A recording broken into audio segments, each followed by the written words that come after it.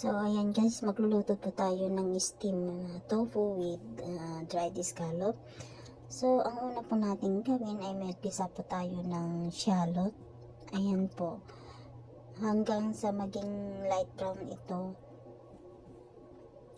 And then kapag light brown na po siya, ayan, haluin lang po natin ng haluin para hindi po masunog yung nasa ilalim at pantay po yung pagka light brown. Pag light brown na po yung ating shallot, pwede na po natin i-set aside po ito. So, habang mainit po yung ating mantika, lalong naluluto po yung ating shallot. Kaya, ang technique po niyan ay haluin lang po ng haluin para hindi po siya masunog. Ginagawa ko lang po ito guys para pang toppings po natin mamaya sa ating steamed tofu at saka maging aromatic po ang ating lulutuing steamed tofu.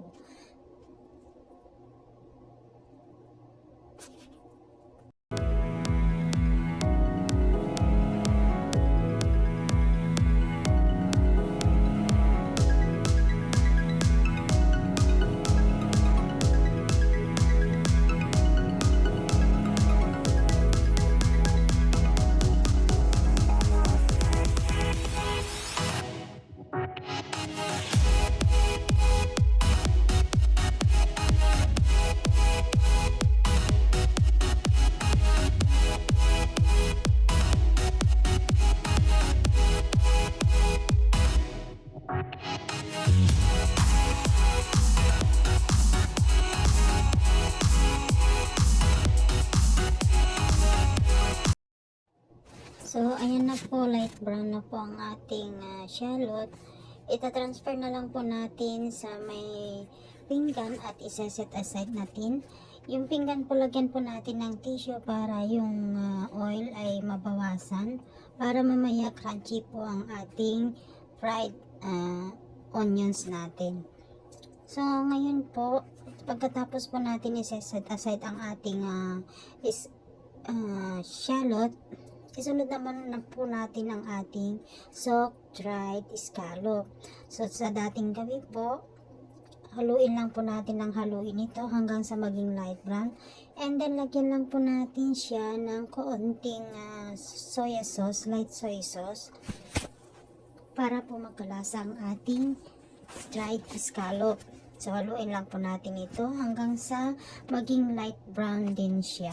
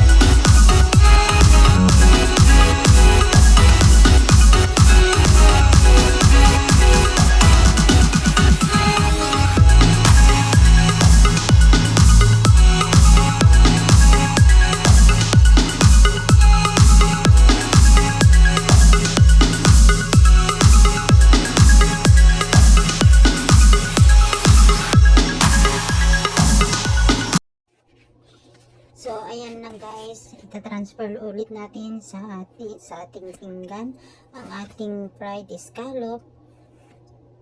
Ayan, at saka iseset aside natin.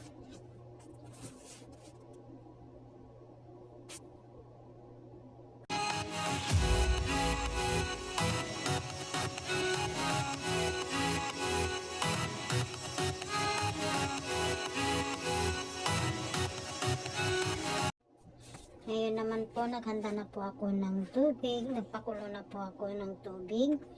So, para sa steaming tofu natin. So, ayan na po yung ating tubig. Kumukulo na. Ilagay naman na po natin yung ating tofu. Ayan. At saka takpan ulit. At lulutuin po natin ito for 7 minutes. So, meron po akong timer dito. Para hindi ko po siya makalimutan. So, mayroon akong timer. Ayan, 7 minutes po. Napakuluan natin or steam natin ang ating tofu.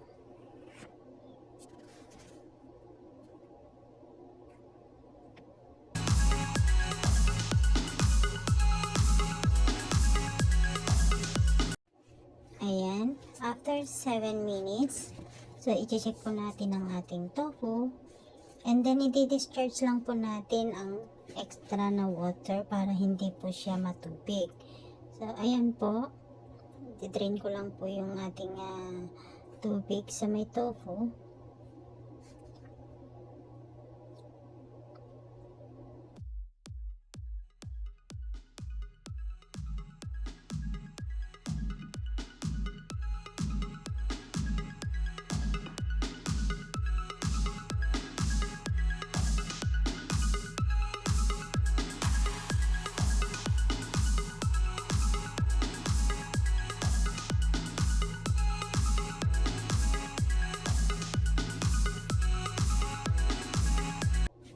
So, after steaming po, after 7 minutes, lagyan lang po natin ito ng light soy sauce. 1 tablespoon of light soy sauce, yung ating tofu.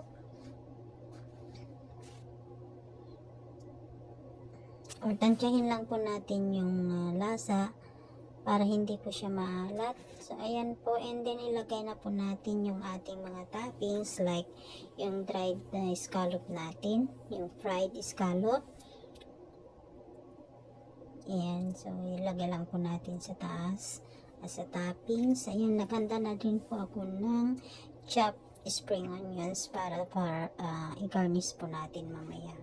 And then after na may lagay po natin yung fried scallop natin, isunod naman po natin yung ating fried onions. Ganito lang po kadali ang magluto ng steamed tofu.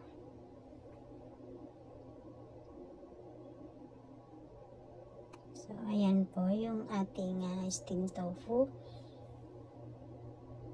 Ayan. And then, isunod na natin ang ating chopped spring onions. Ayan. So, ready to eat na po ang ating steamed tofu.